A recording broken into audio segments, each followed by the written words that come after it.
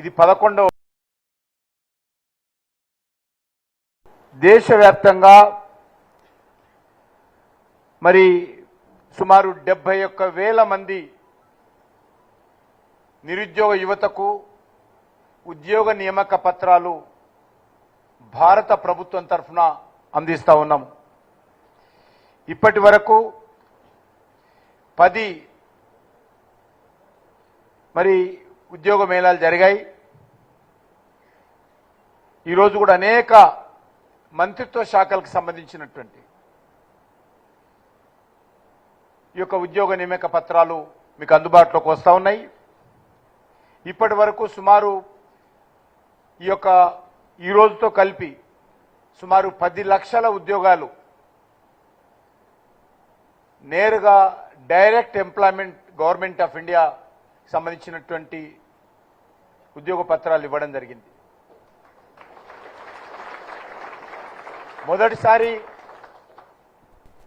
2022 October ఏదైతే దీపావళి పండుగ రోజు మొదటిసారిగా ఈ యొక్క కాన్సెప్ట్కు భారత ప్రభుత్వం శ్రీకారం చుట్టింది. ఎందుకంటే మీకు తెలియదు, నేను కూడా గత 5.5 సంవత్సరాలుగా కేంద్ర మంత్రిగా పనిచేస్తా ఉన్నాను.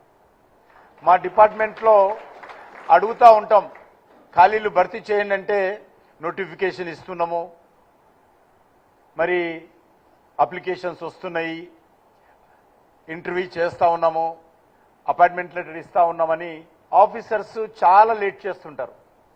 అందుకే ప్రధానమంత్రి గారు చెప్పారు, నాకు అదేమి తెలియదు, ప్రతి నెల ఉద్యోగ నియామకాలు జరగాలి, నేను స్వయంగా వస్తానని చెప్పి ప్రధానమంత్రి గారు చెప్పడంతో ఈరోజు ఒక వేగవంతంగా మరి అధికారులందరూ కూడా తమ తమ శాఖలలో ఉన్నటువంటి ఖాళీలన్నిటిని కూడా భర్తీ చేస్తా ఉన్నారు. లేకపోతే ఆలస్యం అవుతుంది. అందులో ఇక్కడ ఉన్నటువంటి వాళ్ళని అడుగుతా ఉన్నాం, ఏ ఒక్కరైనా ఏ ఎమ్మెల్యేదో ఏ ఎంపీదో ఏదైనా మంత్రిదో రికమెండేషన్ ద్వారా ఇక్కడ ఉద్యోగాలకు వచ్చారా? చేతులెత్తని అడుగుతాను. దేశంలో ఎక్కడ కూడా గతంలో ఉద్యోగాలంటే మంత్రులు, ఎమ్మెల్యేలు, ఎంపీలు లేకపోతే అధికారులు వాళ్ళ బంధువులకు మాత్రమే ఉద్యోగాలు వచ్చేది, లేకపోతే అనేక రకాల కుంభకోణాలు కూడా జరిగేది. కానీ ఈరోజు పూర్తిగా ట్రాన్స్పరెన్సీతో పారదర్శకతతో మాత్రమే ఈరోజు సిఆర్పిఎఫ్ అంటే కొద్దిగా డిసిప్లిన్ ఆర్గనైజేషన్, ఇంకా ఇతర ఆర్గనైజేషన్స్ బ్యాంకు కావచ్చు, లేకపోతే ఇన్కమ్ ట్యాక్స్ కావచ్చు, సేల్స్ ట్యాక్స్ కావచ్చు, లేక అనేక రకాల ఇతర యూనివర్సిటీలలో లెక్చరర్ పోస్టులు కావచ్చు, ప్రొఫెసర్ పోస్టులు కావచ్చు, ఏ ఒక్కటి కూడా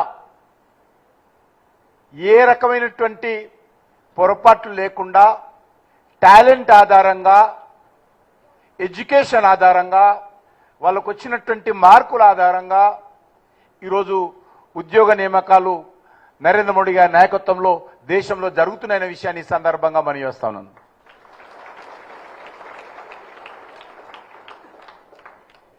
మేము 2022లో చివరి క్వార్టర్లో అనుకున్నప్పుడు 12 లక్షలు ఇవ్వాలనుకున్నాము. ఇప్పటికి 10 లక్షలు పూర్తి అయిపోయినాయి. ఇంకా 2 లక్షలు ఉన్నాయి. ఆ 2 లక్షలే కాదు, దశల వారీగా ఇంకా కొత్తగా రిటైర్మెంట్ ఎవరైతున్నారో ఆ రిటైర్మెంట్ వాటిని కూడా పూర్తి చేస్తా ఉన్నాం. ఉదాహరణకు మా కోల్ మినిస్ట్రీలో సుమారు 4 లక్షల ఉద్యోగాలు ఉన్నాయి. కోల్ ఇండియా కావచ్చు, ఇతర పిఎస్సీలు కావచ్చు. ఇంకా మరికొన్ని కూడా భర్తీ చేయబోతా ఉన్నాం.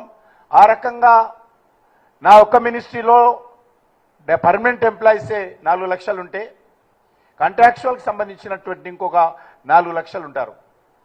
ఈరోజు వాళ్ళందరి వెల్ఫేర్ యాక్టివిటీలో కూడా భారత ప్రభుత్వం మోడీ గారి ఆదేశంతో చర్యలు తీసుకుంటున్నాం. ఈరోజు మినిస్ట్రీ ఆఫ్ హోమ్ అఫైర్స్,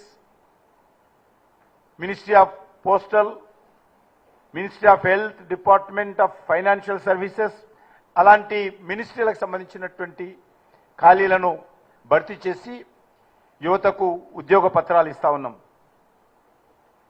ఈరోజు మీ అందరికీ తెలుసు, ఒక డైరెక్ట్ ఎంప్లాయ్మెంటే కాకుండా మోడీ గారి ప్రభుత్వము చాలా పెద్ద ఎత్తున పరోక్ష ఉద్యోగాలు కల్పించాలి, ఇండైరెక్ట్ ఎంప్లాయ్మెంట్ జనరేషన్ చేయాలనేటువంటి కాన్సెప్ట్ తోటి అనేక రకాల ప్రయత్నం చేస్తా ఉన్నాం.